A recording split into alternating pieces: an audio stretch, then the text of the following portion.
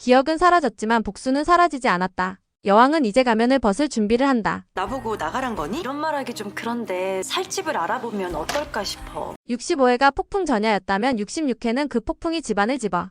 아침 식탁. 남의 집에 얹혀 사는 건 내가 아니라 그쪽입니다. 해도 너무하네. 창밖에서는 햇살이 은은히 스며들고 있었지만 식탁 위의 공기는 얼음장처럼 차가웠습니다. 김도현 씨는 무죄란 사실을 밝힙니다. 이 여자 이거 너 성추행범으로 고소한 그 여직원 아니야? 강재인은 깊은 숨을 들이쉬고 고개를 들며 황기찬의 눈을 정면으로 마주했습니다. 저 복직하고 싶어요. 복직을? 그녀의 얼굴에는 흔들림 없는 평정이 깔려 있었고 그 평온한 표정 속에서 억눌린 감정의 파도가 느껴졌죠. 기찬 씨, 세리 씨 미안하지만 전 아직 너무 혼란스러워요. 황기찬 믿지 말아요. 제인 씨가 알아야 할 일들이 많아서 그래요. 캐서린 정체를 알았다는 겁니까? 세리 씨가 곁에 있으면 숨이 막혀요. 그 한마디는 마치 유리잔이 깨지는 소리처럼 공기를 갈랐습니다. 김도윤이 강재인한테 진실을 다 말하겠다는 건가? 순간 숟가락을 들던 모든 손이 멈추고 눈빛들이 교차했습니다. 황기찬은 미묘하게 숨을 고르며 무언가를 삼켰고 강세리는 짧은 정적을 깨듯 억지로 웃음을 터뜨렸습니다. 숨이 막힌다니 그게 무슨 뜻이야? 그녀의 목소리는 가볍게 던진 농담처럼 들렸지만 억눌린 분노가 한꺼풀 아래에서 부글거리고 있었습니다. 그 웃음은 오래가지 않았습니다. 그녀의 눈은 서서히 차갑게 가라앉았고 손끝은 식탁 아래에서 떨리고 있었죠. 강재인의 말은 단순한 불편함의 표현이 아니었습니다. 그것은 세리에 대한 선전포고였고 이 집의 권력관계를 바꾸는 첫 발걸음이었습니다. 침묵은 더 길어졌고 그 정적 속에서 접시 위에 수저가 미세하게 떨리는 소리만이 울렸습니다. 강재인은 시선을 피하지 않고 이어서 말했습니다. 저 정말 힘들어요. 세리 씨가 옆에 있으면 숨을 쉬는 것조차 버겁습니다. 그 목소리는 낮았지만 단단했고 식탁 주위의 모든 사람들에게 묵직한 파동처럼 번져갔습니다. 그때 강세리의 얼굴에는 억눌린 공포와 분노가 동시에 스쳤고 그 감정의 혼합은 이 장면을 잊을 수 없는 서막으로 만들고 있었습니다. 황기찬은 잠시 침묵하다가 고개를 끄덕입니다. 그 한 번의 고개 찌든 단순한 동의가 아니었습니다. 그 안에는 무거운 결단과 피할 수 없는 운명이 담겨 있었죠. 그래 당분간은 세리가 다른 곳에서 지내는 게 좋겠어. 그의 목소리는 낮고 담담했지만 식탁을 가르는 그 울림은 너무도 냉혹했습니다. 그 순간 강세리의 눈은 크게 흔들렸고 충격과 분노가 동시에 번뜩였습니다. 그동안 쌓아온 신뢰, 위치, 권력 모든 것이 모래성처럼 무너져 내리는 소리가 귓가에 울리는 듯했죠. 그녀는 억지로 미소를 지어보려 했지만 입술은 파르르 떨렸고 식탁 아래 감춘 손은 무의식적으로 주먹을 쥐고 있었습니다. 주변의 공기는 무겁게 가라앉았고 접시와 수저의 미세한 부딪힘조차 크게 울렸습니다. 강재인은 그 광경을 조용히 지켜보며 속으로 숨을 고르고 있었습니다. 이것은 단순한 대화가 아니었어요. 한 사람을 집 밖으로 밀어내는 이 선언은 곧 집안의 권력 지도를 송두리째 흔드는 폭탄과도 같았죠. 세리는 억눌린 울분을 삼킨 채 자리에서 천천히 등을 돌렸고 그 순간 그녀의 눈동자는 복수를 다짐하는 전사의 눈빛으로 변해가고 있었습니다. 같은 시각 어둡고 적막한 YL 사무실 한켠. 김도윤은 박지수에게서 작은 USB를 건네받았습니다. 그의 손끝은 미세하게 떨렸고 작은 금속 하나가 그의 삶과 이 집안의 운명을 갈라놓을 수 있다는 사실을 본능적으로 알고 있었죠. USB 속에서 깜빡이며 재생되는 영상. 화면에는 제인을 향해 몸을 던져 구하는 도윤의 모습이 담겨 있었고 그 뒤로 들려오는 황기찬의 낮고 은밀한 지시가 선명하게 녹음돼 있었습니다. 그 목소리는 차갑고 무정했으며 YL 그룹의 그림자를 고스란히 드러내고 있었죠. 도윤은 화면을 보며 숨을 깊게 몰아쉰 후 낮게 중얼거렸습니다. 이걸로 끝낼 수 있어. 그 말은 단순한 다짐이 아니라 이제부터 시작될 전쟁의 서막을 알리는 선언 같았습니다. 그의 눈빛은 더 이상 흔들리지 않았고 USB를 쥔 손은 마치 칼날을 쥔 전사처럼 단단해지고 있었습니다. 병원에서는 최자영이 노숙자 정윤이와 마주하고 있습니다. 차가운 병실 공기 속에서 두 시어머니의 싸늘한 눈빛이 부딪히는 그 순간은 마치 시간이 멈춘 듯한 긴장감으로 가득 차 있었어요. 자영은 잠시 숨을 고르고는 단호하게 말하죠. 내 딸 내가 지킬 거예요.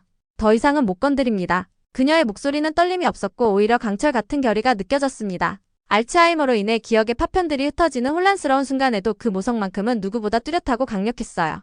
정윤이는 순간적으로 눈을 피하며 한숨을 내쉬었지만 그 안에는 단순한 피로가 아닌 깊은 불안이 실려 있었습니다. 그녀는 자영의 눈빛에서 낯선 위협을 느꼈어요. 그동안 기억을 잃은 채 방황하는 여자로만 보던 자영이 아니었어요. 딸을 지키려는 어머니의 본능이 그 눈동자에 살아있었고 그 강렬함은 정윤이의 마음을 흔들었습니다. 병실의 침대 시트가 바스락거리는 작은 소리조차 크게 울려 퍼지는 듯했고 그 사이로 두 여인의 숨소리가 엇갈렸습니다. 정윤이는 조용히 입을 열었죠. 너 정말 기억이 없는 게 맞니? 아니면 그 말은 끝까지 이어지지 못했습니다. 자영은 고개를 천천히 저으며 답했습니다. 기억은 사라져도 엄마의 마음은 사라지지 않아요. 그 한마디에 정윤이는 아무 말도 할 수 없었고 그녀의 손끝은 무의식적으로 침대 시트를 움켜쥐고 있었죠. 그녀의 마음속에는 파도처럼 불안이 몰려오고 있었고 그것은 단순히 자영의 상태에 대한 의심이 아니라 자신이 지키려는 모든 것이 무너질지도 모른다는 공포였습니다. 그날 병실 안에서의 이 대치는 단순한 대화가 아니었어요. 그것은 두 어머니의 전쟁의 시작이자 딸을 지키기 위한 본능적인 선언이었습니다. 그리고 그 긴장감은 병원 복도를 따라 스며들어 마치 다가오는 폭풍의 전조처럼 온 집안을 휘감기 시작하고 있었습니다. 한편 강승호와 도유경은 집안에서 우연히 손끝이 닿는 순간 예상치 못한 정적이 두 사람 사이에 흘렀습니다. 부엌의 따뜻한 조명 아래서 스친 그 짧은 접촉은 말로 설명할 수 없는 긴장감을 만들어냈고 두 사람은 순간적으로 서로의 눈을 바라보며 숨을 고르기도 했죠. 승우의 손끝은 잠시 머뭇거리다가 천천히 물러났지만 그 짧은 터치 속에 담긴 감정은 분명했습니다. 도유경은 아무렇지 않은 듯 웃어 보였지만 가슴속에서는 작은 파문이 일렁이고 있었어요. 집안의 공기는 미묘하게 변했고 그 장면을 멀리서 지켜본 황나라는 손에 들고 있던 수건을 꽉 움켜쥐었습니다. 그녀의 눈에는 질투와 불안이 동시에 피어올랐고 그 감정의 소용돌이는 마치 폭풍 전야의 조용한 경고처럼 느껴졌습니다. 황나라는 복도를 천천히 걸으며 스스로에게 수없이 중얼거렸어요. 안 돼, 이건 그냥 착각일 뿐이야. 승우 오빠는 그런 사람이 아니야. 나를 보고 웃던 그 눈빛, 그건 분명 나만을 향한 거였어. 하지만 머릿속의 부정과 달리 심장은 불안하게 뛰고 있었고 손끝은 차갑게 식어갔습니다. 그 작은 스침 하나가 만들어낸 균열은 생각보다 깊었고 그 틈은 집안 전체로 퍼져나가기 시작했죠. 밤이 깊어갈 무렵 강재인은 YL 그룹의 회의실에 홀로 앉아 있었습니다. 텅 빈 공간은 그녀의 숨소리마저 크게 울려 퍼지게 만들었고 창밖으로 보이는 도시의 불빛은 마치 그녀를 향한 수많은 시선처럼 반짝이고 있었어요. 그녀의 손에는 강규철 회장의 비자금 계좌 자료가 단단히 쥐어져 있었습니다. 그 종이 위에 적힌 숫자들과 이름들은 단순한 재정 자료가 아니었어요. 그것은 아버지의 죽음을 둘러싼 진실 그리고 이 집을 집어삼킨 탐욕의 기록이었습니다. 강재인은 깊게 숨을 내쉬고 천천히 중얼거렸습니다. 아버지, 이제 이 집을 삼킬 차례예요. 그 목소리는 낮았지만 강력했고 차갑게 가라앉은 눈빛은 결심으로 빛나고 있었습니다. 카메라는 그녀의 눈동자를 천천히 클로즈업하며 그 속에 숨어있는 분노와 슬픔 그리고 복수의 불씨를 담아냈습니다. 이 한 장면은 단순한 엔딩이 아니었어요. 그것은 여왕의 귀환을 알리는 신호탄이자 곧 폭발할 전쟁의 서막을 여는 첫 울림이었습니다. 여왕의 집 66회, 이제 더 이상 숨길 수 없습니다. 한때 피해자였던 강재인은 이제 칼날을 쥔 자가 되었고 그녀의 침묵은 폭풍 전야의 고요함과 같았습니다. 강재인의 가면은 언제 벗겨질까? 아니, 그녀는 스스로 벗길 생각이 있을까? 아니면 끝까지 이 가면으로 모든 적들을 무너뜨릴까?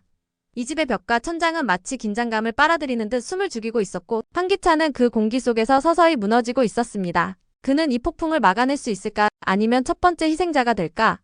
그리고 병실 한편에서 맞붙은 최자영과 노숙자 정윤이. 두 어머니의 전쟁은 단순한 고부 갈등이 아니었습니다. 그것은 한 집안의 운명을 결정짓는 전쟁이자 피와 눈물로 이어진 모성의 대립이었죠. 그들의 숨소리 하나하나가 칼날처럼 부딪히고 한쪽의 눈물은 곧 다른 쪽의 피가 될 것 같은 팽팽한 긴장감. 이제 이 집은 더 이상 숨길 수 없습니다. 가려진 진실은 서서히 틈새를 뚫고 올라오고 있고 거짓된 미소 뒤에 숨겨둔 분노는 불씨가 되어 터질 준비를 하고 있습니다. 다음 회의 복수는 시작이 아니라 진짜 폭발입니다. 강재인의 한 걸음은 전쟁의 포성이고 그녀의 숨소리는 심판의 예고입니다. 그 폭발의 잔해 속에서 누가 살아남을 수 있을까요? 오늘도 끝까지 함께 해주셔서 정말 감사드려요. 구독과 좋아요 그리고 알림 설정까지 해두시면 다음 회차 리뷰도 빠르게 받아보실 수 있어요. 그럼 저희는 다음 영상에서 다시 만나요.